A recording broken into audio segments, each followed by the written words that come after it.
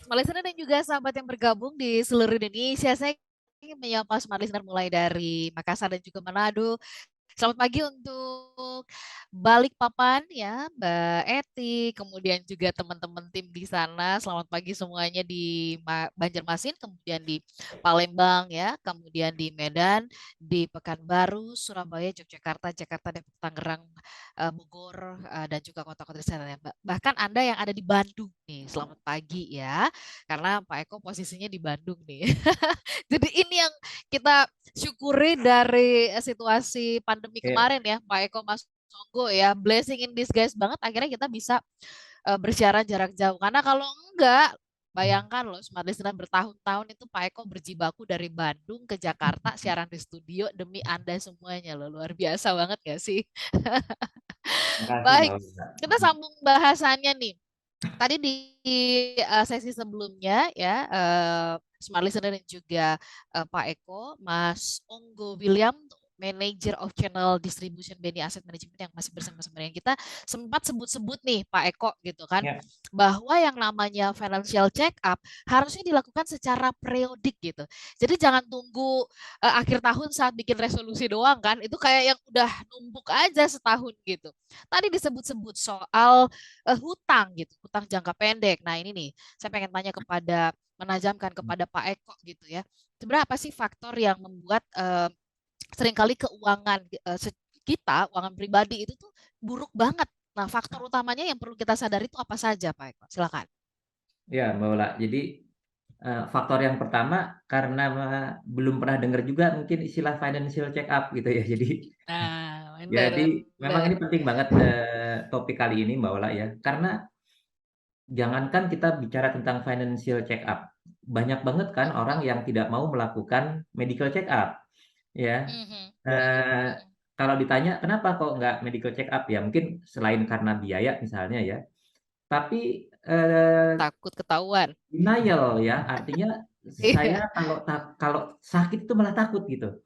Padahal kan Mhm, logikanya mhm, orang kalau sakit harus tahu sakitnya apa yang Mas Onggo bilang tadi ya supaya diagnosanya betul dan obatnya betul. Ya. Ya, itu satu. Yang kedua, orang mhm. medical check up itu kan ingin supaya kesehatannya termaintain dalam kondisi yang baik. Ya, makanya dia mau olahraga karena dia ada kesadaran. Jadi sebetulnya kata kuncinya adalah kesadaran untuk menjaga kesehatan badan maupun kesehatan keuangan kita. Nah, banyak orang menjadi kondisinya buruk karena memang tidak pernah melihat posisi Mbak Ola ya. Posisi keuangannya itu sehat atau tidak. Ya, nah, kalau menurut saya yang paling urgent buat kita itu, buat masyarakat kita itu kesadaran yang orang tua kita selalu bilang Mbak Ola, jangan pernah lebih besar pasak daripada tiang. Nah, itu awal mula kenapa orang mulai terjebak yang namanya utang. Ya. Karena kalau kita menerapkan konsep ya dari sejak zaman dahulu lah ya berapapun penghasilannya maka pengeluarannya tidak boleh lebih besar sehingga kita punya tabungan ya. Nah, lain cerita kalau sudah punya tabungan tetapi tiba-tiba ada tadi yang Mas Onggo bilang tiba-tiba ada kondisi di luar rencana, di luar dugaan kita, misalnya sakit ya. Saya pernah mengalami itu Mbak Ola. Ya, walaupun saya diwanti-wanti sama ibu saya harus punya tabungan, berapapun kamu penghasilannya, sudah punya tabungan, ternyata tiba-tiba sakit dan jauh melebihi asuransi yang disediakan oleh perusahaan, ya, dan itu ya mau tidak mau terpaksa berhutang. Tapi itu kan kondisi yang di luar jangkauan kita. Tapi kalau utang itu dibuat untuk beli sesuatu yang di luar kemampuan kita, beli sesuatu yang boleh dibilang itu masih bisa ditunda atau bahkan belum saatnya gitu ya. Nah, itu kan utang yang memang membuat diri kita sakit sendiri gitu. Nah, bagaimana dengan situasi yang sekarang nih ya? Mungkin nanti Mas Ongko bisa apa tambahkan, tajamkan. Ya. Mas, kita kan kalau buat Mm. apa kalangan muda yang namanya FOMO itu kan deket banget gitu ya. Kalau kita nggak ikut-ikutan yang Iya, sekarang iya. lagi viral, tren gitu ya, tawaran-tawaran bujuk rayu, apalagi kalau misalkan Pak Eko ya lagi ngikutin pameran gitu kan, bisa menggunakan pay later, bayarnya ntar, jalan-jalannya sekarang gitu kan. Mm, mm, Eh apa namanya, punya barangnya sekarang, bayarnya nanti bisa dicicil dan sebagainya. Nah, ini termasuk nggak nih, Mas Onggo, Pak Eko, ini Ya, termasuk yang memperburuk keadaan kondisi keuangan kita sekarang ya, maksudnya ya, tantangannya seperti ini jadi semakin betul. memperberat, memperburuk. Begitu nggak kalau tanggapannya Mas Onggo, Pak Eko? Silakan. Ya, itu menjadi tambahan godaan ya, menurut Hmm. saya ya. Dan Artinya, itu godaannya gede banget ya ya sekarang gede ya. banget, gede banget. Jadi kalau diturutin, diikutin gaya hidup di teman-temannya, ataupun juga ketika kita lihat sosial media, ya mau nggak mau, itu tadi kan, kejebaknya pakai paylater. Karena pengen Hmm. self reward, ataupun juga pengen refreshing, atau relax, Hmm. itu kan jadinya kan Healing melebihi, ya, ya healing. melebihi pendapatannya kita kan. Jadi memang Ya, dua ya. sisi Mbak Olga dan Pak Eko ya. Iya, betul. Media sosial zaman sekarang ini kita bisa belajar banyak hal dan bisa Hmm. dari jarak jauh. Tetapi di sisi yang lain, gengsi itu juga jadi kayak ikut-ikutan ya. Artinya ketika lihat teman-temannya jalan-jalan atau punya ya makan-makan di resto yang mewah lah misalnya. Itu kan jadinya juga men-trigger ya. Wah, pengen dong sesekali nyobain juga. Nah, ini dua sisi dari media sosial yang kita lihat ya pinter-pinternya kita lah untuk mana nih yang tadi yang penting saat ini atau sebetulnya tidak terlalu penting tetapi bisa ditunda. Hmm. Seperti yang Pak Hmm. Eko tadi Hmm. sampaikan bahwa. Iya, Hmm. betul. Hmm. Pak Eko mau nambahkan sedikit nggak soal FOMO ini nih Pak? Apakah maksudnya gini kan sekarang ini seringkali harga diri keberadaan kita diukur tuh karena apa yang maksudnya kita bisa makan, kita bisa pakai dan sebagainya. Gimana sih mengatasi hal ini nih kalau dari sudut pandangnya pengalamannya Pak Eko? Ya, Maula, memang ini generasinya agak beda ya, dan kita tidak boleh Oke, membeda-bedakan antar generasi. Ya, jadi betul, masing-masing betul. generasi itu punya kesempatan maupun punya tantangan dan punya godaan tadi yang berbeda gitu ya. Zaman kita dulu godaannya nggak banyak, tapi fasilitas yang kita bisa gunakan juga terbatas banget gitu ya. Ya, Maula, sekarang kan udah Oke, nggak ada ya mesin tik yang betul. mereknya Brothers gitu ya. Orang Enggak sebetulnya ada, nggak melihat itu ada telepon yang bentuknya pakai puteran gitu kan nggak ada gitu ya. nggak ada. Dan sekarang itu orang memiliki yang namanya gadget itu everything can be done ya dari tangan gitu. Jadi fasilitasnya sudah semakin memudahkan, tetapi ya Tuhan Maha Adil malah ya fasilitas makin makin memudahkan, tapi godaannya juga makin menggila. Nah, justru sebetulnya saya melihat edukasi keuangan itu menjadi jauh-jauh sangat lebih Jauh penting penting. lagi ya karena Iya, tadi godaannya lebih besar dan saya pikir iya, memang kita harus betul-betul terus berupaya ya untuk membantu para iya, millennials terutama. iya. Iya, Mas Onggo. Nah, ini nih kan banyak ya teman-teman muda kita gitu ya, yang udah kalau ngomong investasi tuh berapi-api gitu ya. Di matanya tuh langsung kelihatan profit, profit, profit gitu-gitu kan ya. Nah, sebenarnya kalau menurut Mas Onggo tepat gak sih atau ketika kita punya keinginan berinvestasi, sebenarnya yang langkah awal yang harus dilakukan adalah cek dulu nih keuangan dan sehatin dulu nih keuangan, baru kemudian mulai merencanakan investasi. Dan BNI Asset Management sendiri memfasilitasinya tuh seperti apa buat kalangan muda? Silakan, Mas Unggu. Oke, ya Mbak Olga. Jadi kalau kita bicara mengenai investasi tentunya tadi ya. Pertama, pendapatan kita harus lebih besar dibandingkan pengeluaran. Artinya memang Hmm, ada dana oke, lebih oke. yang bisa Hmm, diinvestasikan. Kuncinya adalah jangan menggunakan utang. Kenapa? Karena kalau oke. kita udah menggunakan utang, artinya bukan investasi sebetulnya, lebih aspeknya spekulatif. Spekulatif yang terutama jangka pendek yang ibaratnya ya memang Oke. apa ya, terlalu beresiko. Nah, kalau bicara Hmm, mengenai tadi kondisi keuangan harus sehat, ya tentunya itu tadi eee, pendapatannya harus lebih besar. Kemudian juga memang udah ada dana-dana, dana darurat yang disisihkan, kemudian juga hal-hal yang lain yang sudah tersedia lebih dulu, termasuk juga proteksi ataupun juga asuransi. Nah, kalau kita bicara apa yang BNI Asset Management lakukan, ya tentunya banyak ya, termasuk juga edukasi kepada smart listener, kemudian juga kepada para mahasiswa ataupun juga para first jobber, itu juga kita ya. lakukan. Dan satu hal lagi yang mungkin juga sedikit membedakan ya, mungkin kami menyediakan platform ataupun juga media untuk edukasi serta bisa investasi dengan dibantu oleh teman-teman partner kita dari agen penjual. Itu bisa investasi dimulai dengan nominal yang terjangkau. Artinya Oke. nggak seperti kalau misalnya minggu lalu kan Pak Teguh cerita mengenai 20 tahun yang lalu ketika mau investasi di pasar modal itu 50 mesti juta. puluhan juta kan, mungkin 50 Mm-mm. juta. Termasuk juga reksadana harus puluhan juta juga. Tetapi saat ini Mm-mm. bisa dengan 10.000. Artinya ketika kita sebagai MI menyediakan fasilitas yang lebih terjangkau, nah ini bisa sebagai media belajar juga. Jadi tidak mesti sangat mahir, sangat ahli baru berinvestasi, tetapi bisa learning by doing, Mbak Ola. Mm-mm. Mm-mm. Oke, Pak Eko tadi Mas Ongko kan bilang ya bahwa ya oke, ini salah satu yang juga lagi ngetren ini kan soal investasi ya.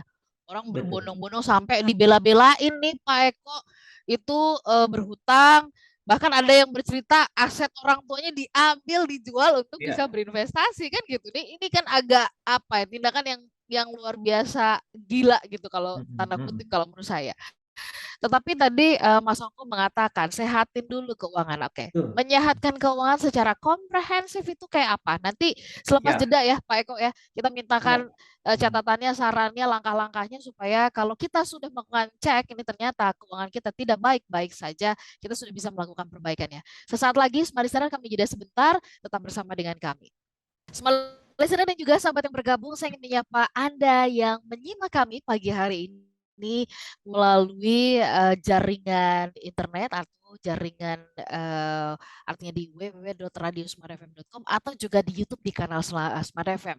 Hati-hati dalam perjalanan kalau Anda sedang sambil berkendara begitu ya. Kemudian saya juga yang menyapa Smart Listener yang sudah mulai mengirimkan beberapa catatannya atau pendapatnya di WhatsApp. Nanti kami akan bahas, sabar sebentar, dan kita masih akan lanjutkan perbincangan kita. Financial check up ya, langkah awal sehatkan keuangan diri. Nah, Pak Eko, Mas Ongko, kita juga masih bersama-sama nih, Smart Listener bersama dengan Mas Ongko Williamto, Manager of Channel Distribution BNI Asset Management.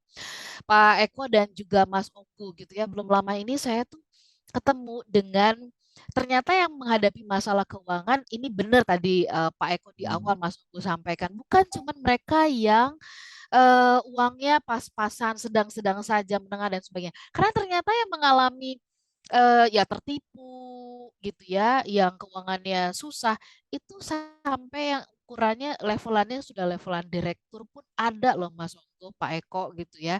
Sampai yang kemudian levelan mahasiswa gitu yang mereka mungkin terjerat hutang gitu kan, diiming-imingi investasi dengan profit yang tinggi dan sebagainya. Nah, kita ke Pak Eko dulu.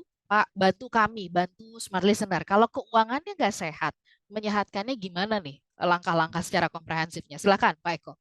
Mbak Ola, mungkin sebelum kita bicara ke menyehatkan, Iya, kita bahas dulu nih ya, financial check up itu aspeknya apa, Mbak Ola? apa Ya. saja ya? Nah, Oke, singkat aja ya, oke. singkat aja. Jadi paling Ya. tidak itu ada 4 aspek kalau kita melakukan financial check up. Yang pertama itu kita melihat cash flow dan asset position. Ya, makanya kita harus punya budget harusnya Mbak Ola, supaya kita tahu bahwa pengeluaran kita Ya. itu tidak lebih besar dan kita harus bisa menabung reguler.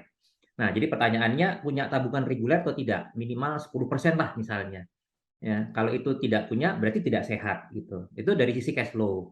Yang kedua, asset position, artinya kita tahu punya catatan aset dan punya catatan utang. Ya, sehingga kita tahu posisi kekayaan kita itu positif ya. Nilai kekayaan bersih kita menyebutnya, yaitu nilai total aset dikurangin dengan saldo total utang yang masih harus dibayar. Jadi pertanyaannya, kita punya kekayaan bersih yang positif atau tidak? Kalau tidak, berarti kita tidak sehat ya. Kemudian yang ketiga, itu kita punya dana darurat, Mbak Ola. Ya, ini salah satu financial check up. Kenapa? Karena kalau kita tidak punya dana darurat, maka kita akan sangat rentan dengan kondisi-kondisi yang tidak terduga. Ya, hidup ini kan tidak terduga ya, Mbak Ola ya. Jadi Betul. dan itu saya alami banget tuh Mbak Ola, karena bisa jadi kalau kita tidak punya dana darurat, ya sementara kita juga tidak punya tabungan rutin, terus tiba-tiba ada kondisi yang menyebabkan kita harus berutang, padahal kemampuan berutang itu belum ada gitu. Nah, itu yang memulai ketidaksehatan karena adanya utang. Nah, kemudian yang keempat itu adalah bagaimana posisi utang-utang kita. Jadi ada utang buruk, ada utang Ada yang utang. baik. Ya, kalau kita list Kat- utang-utang kita yang ternyata banyaknya yang konsumtif, utang kita tidak menjadi aset, ya, itu bukan utang yang baik, ya, karena utang yang baik itu Oke. adalah utang yang digunakan dan kemudian Pada akhirnya jadi aset. menjadi aset. Contohnya apa? Ya, KPR itu baik Mbak ya, Ola ya. Tapi kalau utang ya. kulkas, utang beli sepatu, utang yang lain-lain itu sama sekali tidak menjadi aset. Nah, baru Mbak Ola yang kita bicara yang keempat itu sebelum investment, sebelum kita bicara berinvestasi, maka kita bicara tentang risk management.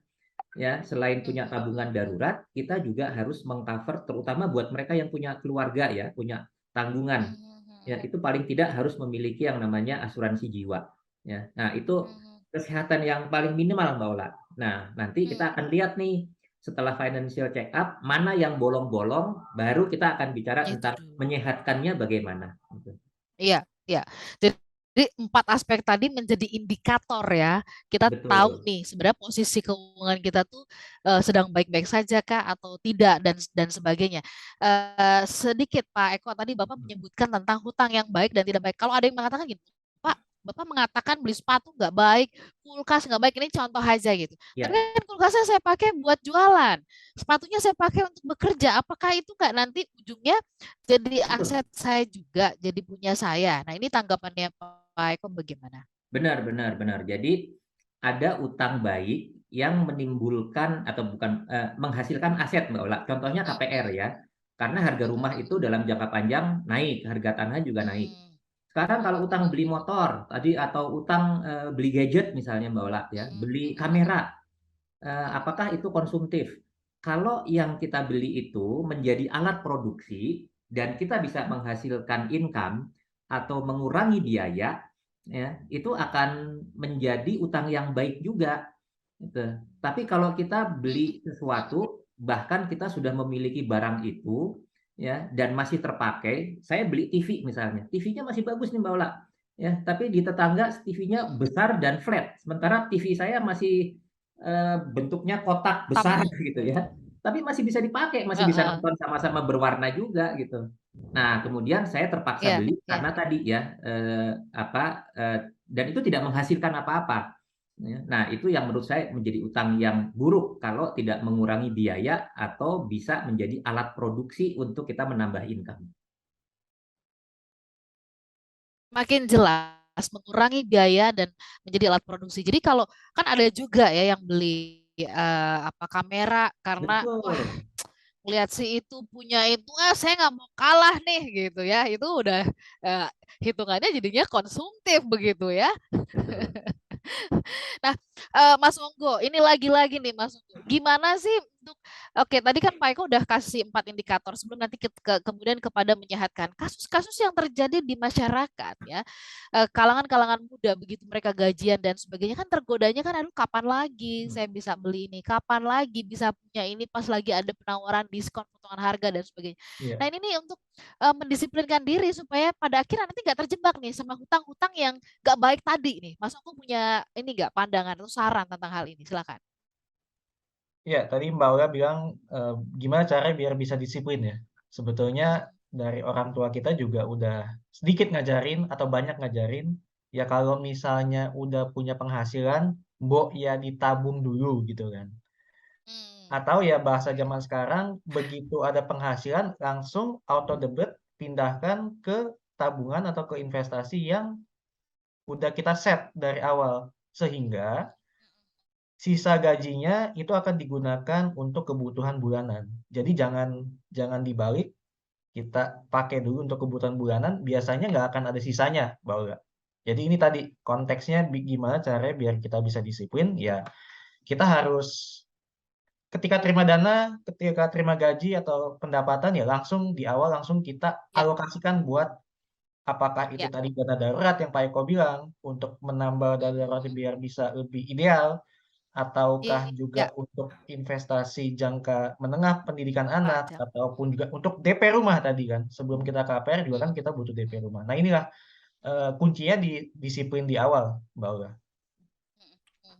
Jangan nanti saya nabung kalau ada sisa lah gitu ya. Ya, Biasanya kalau ada sisa itu tuh yang kadang-kadang benar-benar nggak bersisa dari awal ya, Mas Onggo ya.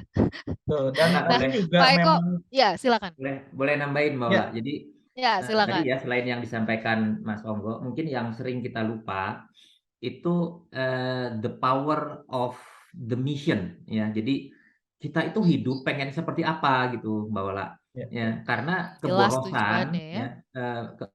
ya pemborosan atau penggunaan gaji penghasilan kita itu karena kita tuh nggak punya tujuan hidup ya. Kita nggak punya cita-cita. Ya, kalau orang punya cita-cita Mbak Ola, punya tujuan, pasti dia bikin rencana.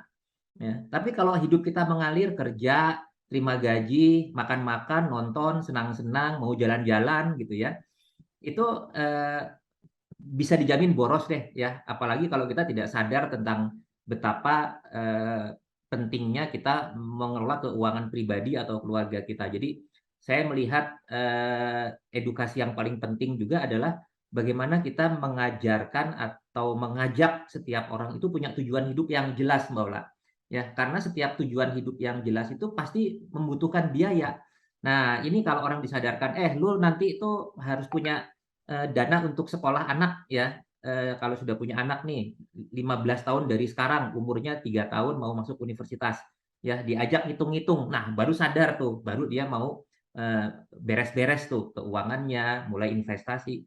Tapi karena gimana nanti semuanya ya, kalau orang sudah bilang itu kumaha engke, bukan engke kumaha gitu, nggak tahu bahasa Indonesianya apa, gimana nanti, bukan nanti bagaimana. Nanti gimana? Ya, ya.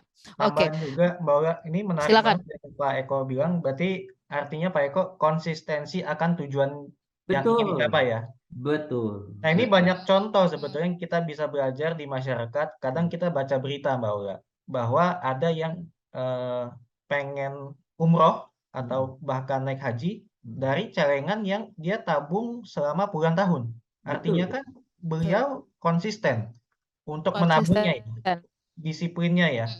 Kemudian Benar, juga benar. ada yang beli kendaraan menggunakan koin. Artinya juga kan ini sesuatu hal kedisiplinan yang sudah dilakukan. Nah, inilah sebenarnya Betul. banyak banyak contoh yang ya sebetulnya banyak juga yang kedisiplinan itu bisa kita lihat. Iya, iya, Benar. iya. Ini sama dengan niatannya kalau kita datang ke mall, ke pasar kan niatannya tuh udah dengan catatan ya. Tapi kan kadang Ya, godaannya kanan kiri. Nah, tapi kalau fokus sama fokus. catatannya saja, maka pulang akan selamat begitu ya Mas Onggo, Pak Betul. Eko ya. Benar banget, Baik, Maula. Benar habis ini banget kita ke itu. Surabaya. Iya, habis ini kita ke Surabaya dan juga ke beberapa tempat yang sudah berkirim WhatsApp, tapi nanti itu Ya, juga meminta dari Pak Eko tadi ya, kan kita udah dapat indikatornya. Sekarang kalau gitu menyehatkannya gimana kalau keuangan kita ya, lagi nggak sehat begitu ya. Smart ya. listener tetap bersama dengan kami. Kurangkan ya rasanya ya kalau udah ngobrolin tentang apa keuangan aspek-aspeknya ya, Mas Onggo ya. Kita tambah 1 jam lagi gimana kita bilang dulu ke produsernya ya. Kita sudah sebentar, Smart Listener. Kami sambung nanti untuk satu sesi yang terakhir. Tetaplah bersama dengan kami dalam Smart Financial Wisdom. Smart Listener dan juga sahabat yang bergabung, terima kasih Anda masih bersama-sama dengan kami dalam Smart Financial Wisdom di kesempatan pagi hari ini ya. Financial check up langkah awal untuk menyehatkan keuangan pribadi, keuangan diri. Kalau ngomongin soal financial check up ini nggak terbatas tadi di awal kepada mereka yang berpenghasilannya kecil, sedang-sedang saja. Ini semua orang harus melakukan cek gitu ya, karena yang menghadapi keuangan buruk itu nggak melulu mereka yang bergaji kecil, karena kenyataannya mereka yang bergaji puluhan juta pun banyak loh smart listener ya, dalam faktanya nih menghadapi kondisi yang sangat buruk sekali, misalkan terjerat kartu kredit, pinjaman ya, hutang-hutang yang tidak baik, gaya hidup dan sebagainya begitu. Nah, kita mau dapat nih ya, artinya ramuannya menyehatkan tuh gimana? Nah, ini yang saya mau mintakan ke Pak Eko, Mas Unggu, sebelum kita ke WhatsApp dan menyapa Smart Listener yang sudah bergabung juga, yang melalui WhatsApp atau juga melalui YouTube di kanal Smart FM. Pak Eko, monggo, Ya, gimana nih Pak ramuan untuk menyehatkannya? Silakan Pak Eko. ya, jadi sama-sama dokter Mbak Ola ya. Tidak mungkin ngasih Oke. obat, tidak mungkin ngasih terapinya kalau beliau tidak mengetahui hasil tesnya misalnya ya, atau memeriksa badan kita, memeriksa denyut nadi, jantung, tekanan darah gitu ya. Jadi memang akan harus selalu mengetahui problemnya di mana ya. Karena tidak semua orang punya problem yang sama, itu sudah pasti Mbak Ola. Ya, tapi memang kalau menurut saya kebanyakan masyarakat kita itu masih sangat rentan dengan nomor 1, 2, dan 3 Mbak Ola. Ya, yang tadi saya bilang cash flow dan asset positions, kedua debt management, dan yang ketiga itu risk management. Nah, cash flow itu mau tidak mau cara memperbaikinya adalah punya yang namanya budget. Jadi kita tahu betul dari uang penghasilan kita itu mengalir kemana. Dan yang paling penting Mbak Ola, kalau kita mau mulai menyehatkan, itu punya tabungan rutin. Jadi begitu menerima, 10-20% disisihkan, artinya kita punya 80% untuk di-expense. Itu cara menyehatkan yang paling sederhana. Ya. Yang kedua, kaitannya dengan debt management. Karena banyak orang tidak melakukan yang pertama, maka terjerat utang. Ya. Jadi ini sebetulnya adalah implikasi dari nomor 1 yang tidak sehat. Nah, kalau sudah kena utang, maka di list Mbak Ola, utang-utang itu mana yang produktif, mana yang tidak produktif. Yang tidak produktif sebisa mungkin kita tutup dulu ya. Kalau punya aset yang sementara kita bisa jual, kita jual dulu. Ya, atau memang memprioritaskan untuk menyicil supaya ada bonus, jangan jalan-jalan dulu nih Mbak Ola.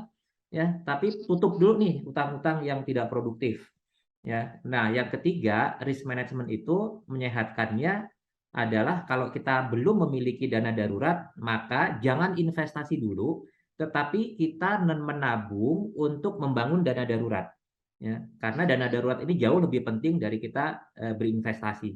Nah, itu kira-kira gambarannya cara kita menyehatkan adalah tergantung dari kondisi dan posisi keuangan kita saat ini. Seperti itu, Mbak Ola.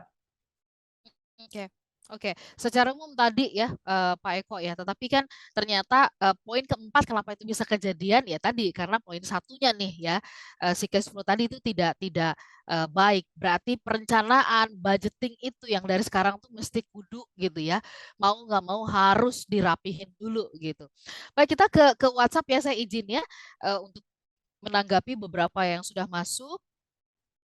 Ada Mbak Anindya, murid yang baik, ini teladan rajin masuk sekolah gitu ya, supaya keuangan juga makin bagus. Terima kasih loh ya Mbak Anindya ya. Ada Pak Andri di Surabaya. Selamat pagi Pak Eko, Mas. Ada tools nggak sih yang bisa di-share gitu ya untuk financial check up? Saya usianya 40, mau mau mulai belajar berinvestasi di hari tua, untuk hari tua, persiapan hari tua. Gaji 30 juta. Wih, gede nih ya. Cicilan KPR-nya 8 juta. Nah, masih bisa save agar masih bisa saving untuk hari tua. Ini gimana? Mungkin kan ini cicilan KPR 8 juta, tapi kehidupan, biaya hidup apa segala macam, mungkin pendidikan dan sebagainya kan itu juga belum beliau sebutkan ya. Tetapi apa saran dari Pak Eko, Mas Ongko kalau kondisinya seperti ini? Mas Andri di Surabaya. Silakan. Silakan Mas Ongko. Ya, Mas Ongko, silakan Mas Ongko. jadi buat Mas Arif ya di Surabaya. Oke, jadi Andri, kalau Andri. Andri, oke, sorry, Mas Andri Surabaya. Jadi Mas Andri kalau misalnya dilihat dari tadi rasio KPR ya, 8 juta dibandingkan dengan income 30 juta sebetulnya cukup atau katakanlah sangat ideal ya, karena tidak melebihi rasio 30%. Karena biasa rule of thumb-nya adalah tidak boleh lebih dari 30%. Nah, ini 8/30 kurang dari 30%.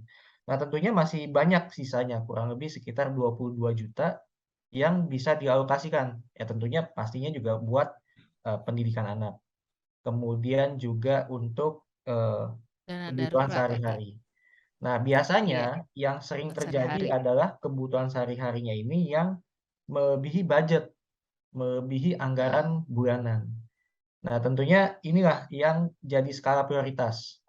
Tentunya banyak juga keluarga yang mementingkan pendidikan. Ya pendidikannya udah nggak bisa diganggu gugat, harus yang sekolahnya ini atau sekolahnya yang di sana. Nah, artinya ada harus apa ya ibaratnya jalan tengah. Ada yang dikorbankan. Apakah itu shoppingnya, berbelanjanya, ataupun juga travelingnya. Bukan berarti tidak boleh sama sekali ya, Mbak Ola atau Pak Eko ya, atau Mas Andri ya. Betul. Bukan berarti tidak boleh sama sekali, tetapi frekuensinya mungkin bisa dikurangi. Atau yang tadinya biasanya travelingnya yang ke luar negeri bisa juga ke yang domestik yang lebih terjangkau. Jadi bukan sama sekali dilarang, tetapi bisa disesuaikan dengan budget yang ada. Dan mengingat usianya juga udah cukup matang 40 tahun, tinggal punya waktu 15 tahun, ini waktu 15 tahun ini nggak panjang loh, Mbak Ola. Jadi hanya tinggal 15 tahun untuk investasi yang dimana usia harapan hidup katakanlah bisa sampai 70 atau 75 tahun. Nah, ini yang juga porsi untuk dana pensiunnya harus sangat-sangat besar. Mungkin bisa sampai 30% ya. Kita harus hitung juga pengeluarannya berapa sih dari Mas Andri ini per bulannya, per tahunnya. Nanti untuk kita hitung pengeluarannya nanti di masa pensiun dengan tingkat inflasi juga berapa yang bisa dikeluarkan. Seperti itu, Mbak Ola. Baik, ini pertanyaan terakhir ada Ilmi di Bekasi. Hobi itu kan jadi salah satu sering banget penyebab keuangan tuh gak sehat gitu ya. Gimana sih posisi hobi nih Pak Eko sebaiknya, karena di sisi yang lain kan hobi itu untuk juga menyehatkan psikis. Nah, Pak Eko punya pandangan tentang hal ini, silakan. Ya, Mbak Ola. Jadi hiburan termasuk hobi. Kadang-kadang hobi berkaitan juga dengan olahraga, Mbak Ola ya, atau kesenangan-kesenangan yang lain. Memang ini kalau dulu Mbak Ola itu bisa menjadi prioritas yang kelima, keenam gitu ya. Tapi kalau sekarang dengan tekanan hidup gitu ya, orang menjadi sesuatu yang diprioritaskan. Nah, kuncinya balik lagi Mbak Ola ke kemampuan finansial kita saat ini. Ya, kalau gaji kita masih pas-pasan, ya janganlah untuk mengambil hobi atau sesuatu yang untuk refreshing itu yang mahal-mahal yang kemudian kalau dialokasikan tidak pada tempatnya atau belum mencukupi dengan penghasilan yang sekarang. Jadi kuncinya kembali kepada alokasi budget yang Mas Onggo bilang tadi, Mbak Ola. Ya, jadi penghasilan kita berapa, taruh di situ alokasi untuk hobi misalnya ya. Kan ini ada hobi untuk suami dan istri juga gitu ya. Kalau punya anak, jadi anak-anak juga gitu. Nah, mungkin budgetnya hanya boleh 5 atau 10%. Karena kan masih ada kebutuhan-kebutuhan. Nah, itu sebabnya kenapa kita harus memiliki budget dan punya persentase dari alokasi yang kita prioritaskan. Ya, nanti kalau penghasilan sudah mulai naik, bolehlah kita mau punya hobi diving atau mau hobi naik sepeda ya. Sepeda juga boleh aja ya. Kan sekarang banyak sepeda yang murah juga ya. Tapi harus tahu diri, harus menyesuaikan dengan budget yang kita miliki. Ya. Gitu Mbak Ola.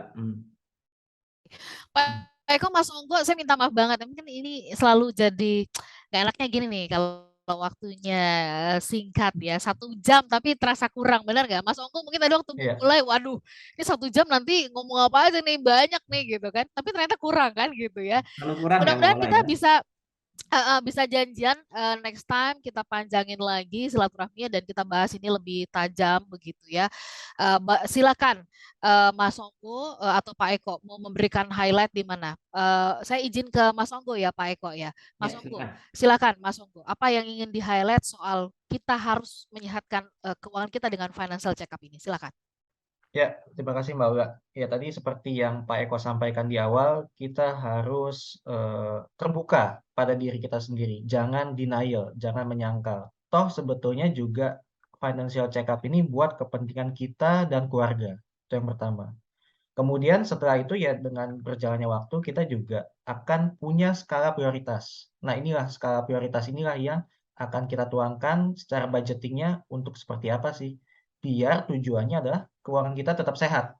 Kalau keuangan kita tetap sehat, artinya tujuan impian yang ingin dicapai oleh kita Ya, bersama keluarga itu akan mudah terwujud. ya, ya. Siap. Oke, kita tutup perbincangan kita terima kasih untuk perbincangan pagi hari yang luar biasa dan selalu merasa kurang ya kalau kita mau panjangkan obrolannya. Tapi next time kita akan jumpa kembali, smart listener, setiap Rabu pagi. Pastikan. Terima kasih untuk Mas Onggo Williamto, Manager of Channel Distribution BNI Asset Management, kemudian Terima juga kasih. Pak Eko Priyo Pratomo, Presiden Komisaris PT BNI Asset Management. Terima kasih untuk kesempatan pagi ini. Kita janjian pekan depan Ya, bahas yang tidak kalah seru ya untuk membantu masyarakat menjadi lebih teredukasi lagi dalam masalah keuangan ya. Kami pamit, sembari saya Ola Nurlija. Saya Eko Pratomo. saya Onggo Williamto. Kami ucapkan terima kasih, selamat pagi dan smart financial wisdom. Smart Smart way Smart way way to to happiness. happiness. happiness.